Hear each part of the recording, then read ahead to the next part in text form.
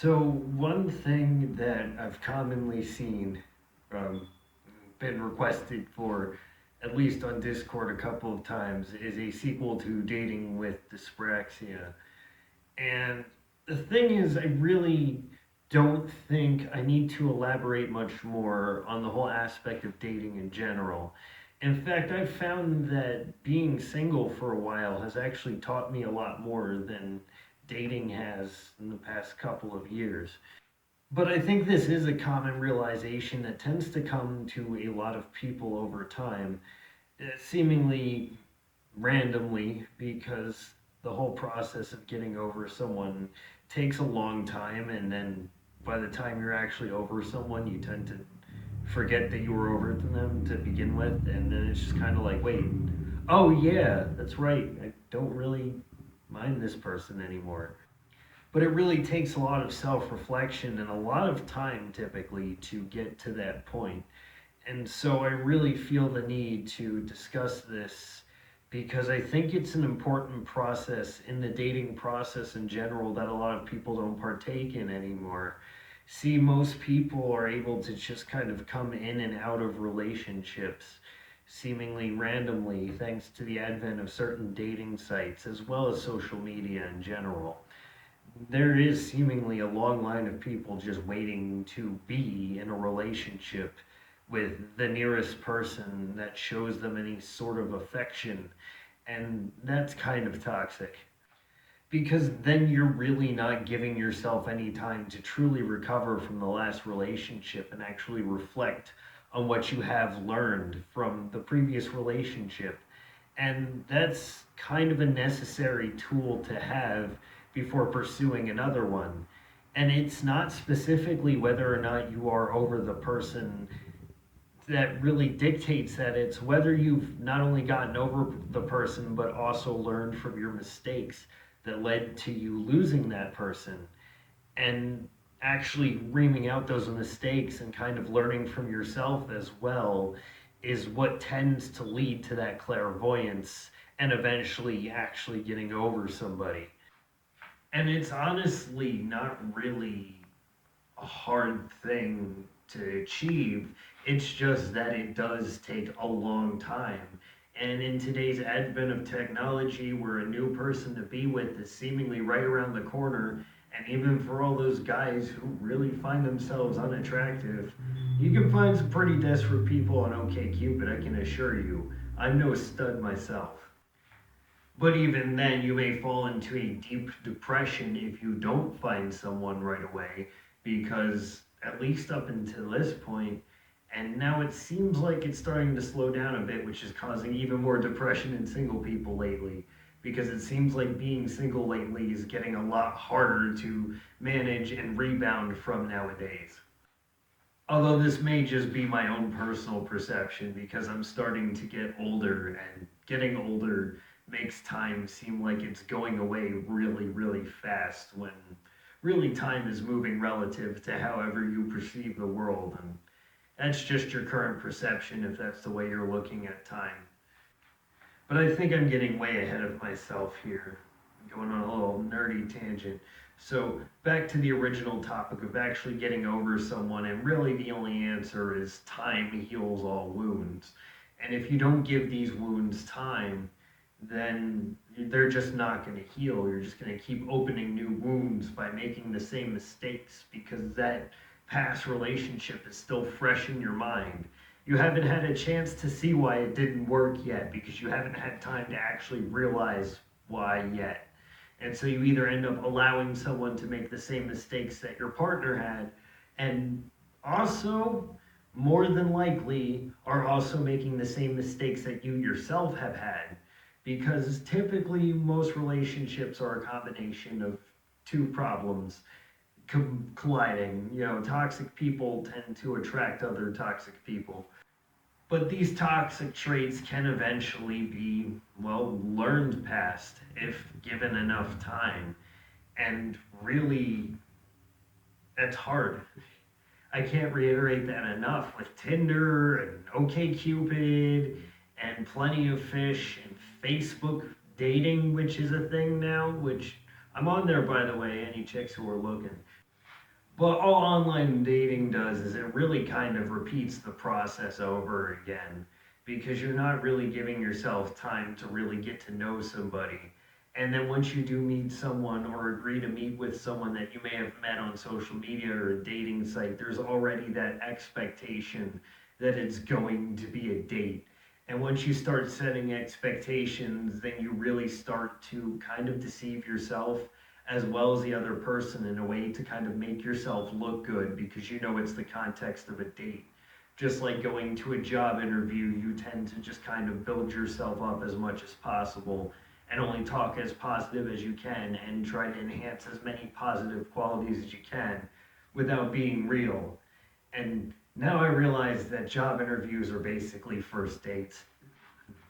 But in general, dating really doesn't have to be that way. And typically, the best relationships that tend to last a sizable amount of time tend to be things that have built over time and more subtle, organically built relationships with people who may or may not have just started out as friends or just acquaintances. And those tend to be some of the most rewarding and longer lasting relationships because you have been genuine with said person from the beginning. And so it's understandable to see why so many people nowadays say, oh, well, I'd rather be friends and put people in the friend zone. It's not that they're being over vigilant, although some people definitely can be this way, but it's not entirely a vigilant thing to put people in the friend zone or just be somebody's friend because it can always lead to something more further down the line. But you also can't set that expectation when you're going to be someone's friend either. And this is why the friend zone is kind of a shaky place and something that many people tend to dread being found in. But the friend zone isn't so much a prison as it is just somebody rejecting you in the nicest way possible. Or there are some people who do kind of take advantage of that. And this is what many people see in the R Friend Zone subreddit or anywhere where friend zone is seen in a meme because there definitely are people who will take advantage of somebody who does have feelings for them. And this is extremely common nowadays thanks to what is commonly known as simps. That's like a term that's being used on the internet now for people who will, casually throw their own money away at e-girls or someone who is attention seeking, even though they know or may not know, but may be somewhat deceived in thinking that they have a chance with this person when they really don't. And if someone is leading someone else on and setting that expectation to begin with, that's pretty toxic itself. I think, really, in general, the best way to go about any kind of relationship is to just see it through and go with the flow because relationships just tend to happen. It's not something that anyone can really predict or plan for. And any real relationships that do tend to be planned ahead of time or do start with that expectation but then kick off almost never work out or end up turning into very toxic, unhealthy relationships. And so you do need to give time to even close relationships or friendships. And even if you have started from that point, it is possible to kind of grow alongside each other as well. It's just a lot harder when you already have that predisposition. So if you have already gotten into a relationship seemingly out of nowhere, it is still possible to grow alongside that person, and it may be beneficial to do that, but you also need to set some realistic boundaries too, in order to kind of know what sort of aspect of your past relationship you're getting over while you're also trying to manage another relationship. And this can be very anxiety inducing, and this can also be giving yourself a heavier workload than you really should be bearing. So, being single is probably the best way to go about this. Now, if you are currently in a toxic relationship, I'm not saying it can't be saved either. Obviously, relationships are ridiculously complex, And the whole complexity of what I'm saying is also just kind of making me go on these long tangents. So it's really hard to kind of organize romance in general into categories and generalize them, because not all relationships are created equal. Relationships are kind of just hard, they happen, and then we're all just like, well, okay, now how do we go about this? Partnership is kind of a strange concept, and it's something that we've evolved with, and it's why, polygamy is something that many people can't do, including myself, because we've just kind of evolved to be possessive over our partners. Whether that's a good or a bad thing is up to your personal moral alignment and how you personally see that. So I'm not going to say that polygamists are wrong or people who are into polyamory are bad people, because honestly, what is good and bad? We could have a morality debate about stuff like that all we want. I mean, we could do the same with homosexuality and bisexuality, but if you're really not affecting me, it doesn't really matter. And if you're into me and you're polyamorous, well, I'm sorry, I'm just going to keep my distance. It's nothing against you, it's just polyamory isn't for me. And that is a very general perception. It is a very common cultural perception. So most people aren't going to be all for things like polyamory. So we do, to some extent, have some semblance of a possession over our partner. And it's important that that person also has a similar level of possession to yourself. And that's something that is very hard to balance, especially when you're dealing with two completely different entities, regardless of if they're male or female. People in general are just extremely complex and varied. We all come from different backgrounds and different social sects and different cultural backgrounds and ethnic backgrounds. I mean, what makes a person is a combination of a lot of very complex and differing topics. And so you may have something in common with another person, but that doesn't exactly mean that you two have everything in common. So perception is kind of a weird thing, and it really skews the way we view other people. And a part of this is the confirmation bias, which is a common psychological bias. And when two people kind of fall in love, this confirmation bias kind of works in both of them, because they both find each other physically and maybe even personally attractive. And so this is where we find what we call love. And psychology really doesn't know where to go from that point. I mean, neurology and all these other things, it can definitely tell you all the chemical reactions that take place. And even to some extent with psychology, we can kind of judge certain patterns of human behavior. But even then, we'll never truly be able to fully isolate what exactly makes love work properly. And I think on top of that, the different variables that make people who they are and make people see relationships the way that they do are so differing amongst the spectrum of humanity. There's no way to ever truly understand the power of love. So, really, the best we can do is try our best and try to avoid as much toxicity as we possibly can. Although, to some extent, all humans are a little bit flawed. It's just how we as humans are, and we will always have our flaws to some extent, just like we will always have our strengths, regardless of our ability or disability or otherwise. All we can do is just keep fighting and try our best. And if you've been single a while, you can go and play MGTOW or incel all you want, but all you're going to do is end up hurting your own credibility, especially if you're following a movement like that.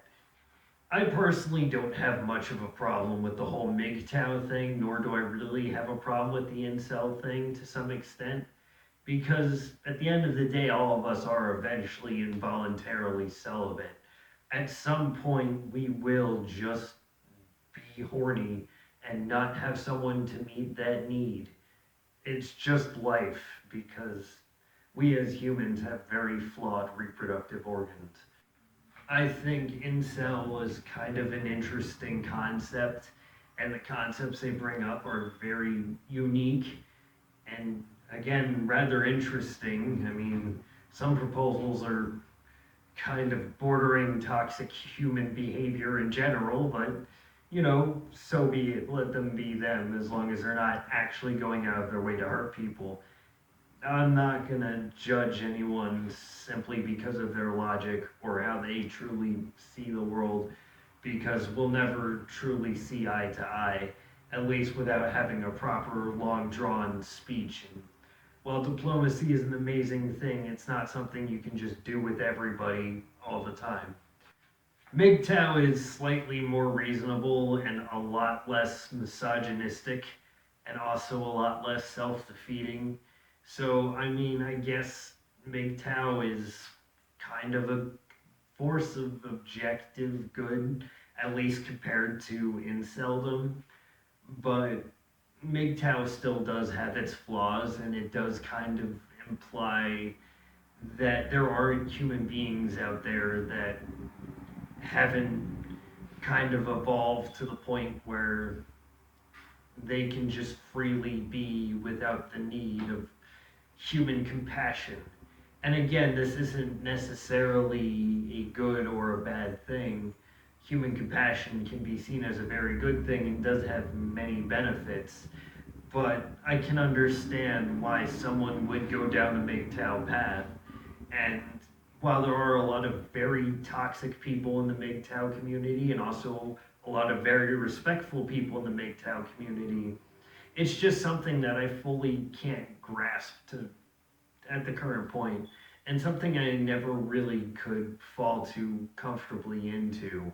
And it's nothing against the movement in general. I kind of agree with a couple of the things they say, but at the same time, if you take anything to any extreme, it's really not going to define the whole of your entire thought process or life situation. And then there's some other crazy movements out there that involve like men, women, and independence and codependence. And well, we can have this debate all we want. Essentially, at the end of the day, all we're trying to do is find a way to be happy, either with each other or by ourselves. And that's something that's not easy to come by and not something that we'll ever truly get a full grasp on. Love is just a hard concept to understand. And so, how about we just kind of sit back, relax, take a minute to accept who we are, and eventually love will come and find us. We don't have to be self defeating about it and blame everyone else for it, including a whole gender or a specific kind of people of a gender or anything in general. Why are we so concerned right now about being in a relationship later or whether or not that happens? We should be living in the moment. We shouldn't have to worry so much about whether or not we'll get our dick sucked tomorrow. And I'm not saying relationships are important. Obviously, if you are in a relationship and you're not in a very negative place or you don't feel like you're being threatened, then just keep doing what you're doing. All right, ride the wave and enjoy it, because there's nothing wrong with enjoying the company of another person. And if you're single, that sucks sometimes. It gets lonely sometimes. At least when you see a lot of people in relationships, but it's not their fault that you're lonely. Nor is it specifically your fault either. People are people, and life just kind of rolls the dice negatively sometimes. Just learn to get over it. Because at the end of the day, what's going to happen is always going to happen. And we all, for some reason, tend to find love eventually. It's an odd phenomenon, and that's why we kind of have a cultural stigma surrounding love, and we all see love in such powerful ways. Because love is a mysterious thing that we as humans will never know the full grasp of. And so we can't get enough of it.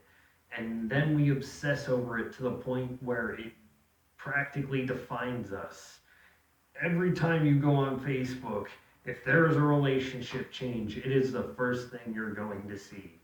We just eat that shit up. And when we change relationship statuses and get all those hits and all that attention and all the, oh my God, who is it? Oh my God, you guys are so cute together. It's an incredible rush of adrenaline, and it tends to build on, especially when you're in that very vulnerable part of a relationship where your feelings aren't all that genuine, but they're extremely strong. Take a minute and breathe. Breathe. Because at the end of the day, everything's just kind of gonna do what it's gonna do.